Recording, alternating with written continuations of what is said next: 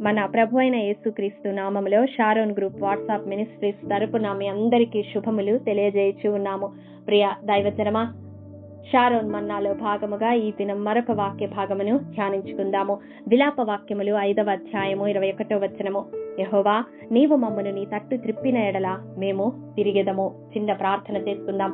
మా స్తుతికి రక్షణకు కారణభూతుడైన మా ప్రియ పరలోకపు తండ్రి, మీ పరిశుద్ధ పాదములకు వందనములు. దేవా, గడిచిన కాలమంతా నీ కృపలో భద్రపరిచి ఈ రీతిగా సజీవుల లెక్కలో ఉంచి నీ వాక్యమును ధ్యానించుకున్నట్టుకు మీరు అనుగ్రహించిన కృపను బట్టి మీకు వందనములు. దేవా, మీ వాక్యమును విత్తనయుండగా మీ సిలువ చాటున నన్ను మరుగుపరిచి నా నోట మీ మాటలు ఉంచి మా జీవితాలను బలపరచమని యేసు అతి పరిశుద్ధ నామం పేరట అడిగి పొందుకుని నాము తండ్రి, ఆమేన్. ప్రియ దైవజనమా, బైబిల్లోని అనేక విజ్ఞాపన ప్రార్థనలలో ఇది ఒకటి.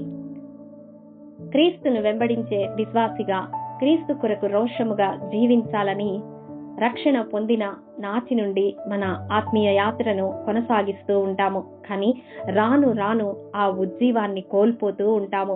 కారణం, మనసు విషయంలో దైవ నియమానికి, శరీర విషయంలో పాప నియమానికి దాసులవుతూ ఉంటాము. మరి అటువంటి సమయంలో మనము చేయవలసిన ప్రార్థన ఇది. దేవా, నీవు మమ్మను నీ తట్టు త్రిప్పితే మేము తిరుగుతాము, మా పూర్వస్థితి మాకు మరలా కలుగజేయి అని మనము ప్రార్థించాలి. అది పెదవులతో మాత్రమే కాదు, కానీ అంగలారుస్తూ విజ్ఞాపన చేయాలని ఇర్మియా గ్రంథం 31వ అధ్యాయం 18వ వచనములో చూస్తాము.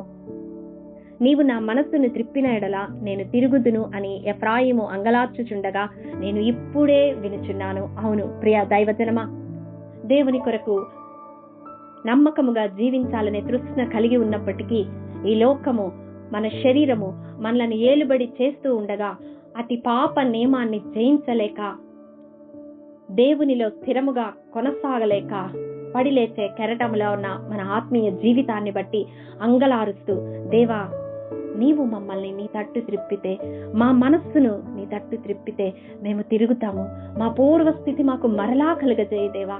రక్షణ పొందిన తొలి దినాలలో నీతో ఎటువంటి సహవాసము కలిగి ఉన్నామో అతి కృప మాకు మరలా దయచేయమని మనం విజ్ఞాపన చేయాలి. ప్రియ దైవజనమా, ఈ అంచె దినాలలో, ఈ అపాయకరమైన కాలంలో భయముతో, వణుకుతో మనకు దేవుడు అనుగ్రహించిన రక్షణను కొనసాగించాలంటే ప్రతి విశ్వాసికి ఈ ప్రార్థన అవసరమై ఉన్నది.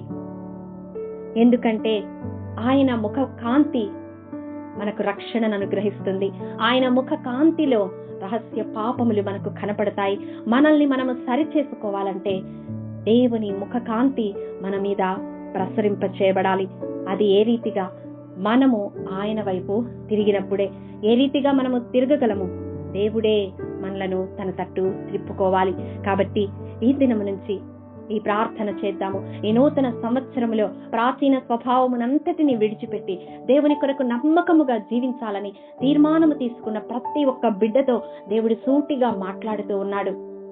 మనలో ఉన్న పాప నియమాన్ని జయించడానికి మన వలన కాదు, కానీ దేవుని ఆత్మ సహాయం మనకు కావాలి. అందుకొరకు అనునిత్యము మనం అడగాలి, దేవా, నీ తట్టు మమ్మల్ని త్రిప్పు, మేము తిరుగుతామయ్యా.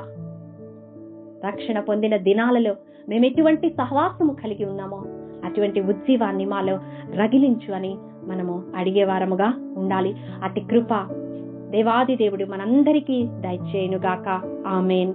మహాఘనుడా, మహోన్నతుడా, నీ పరిశుద్ధ పాదములకు వందనములు. దేవా, విత్తబడిన వాక్యమును ప్రతి హృదయములో నూరంతలుగా ఫలింపచేయండి.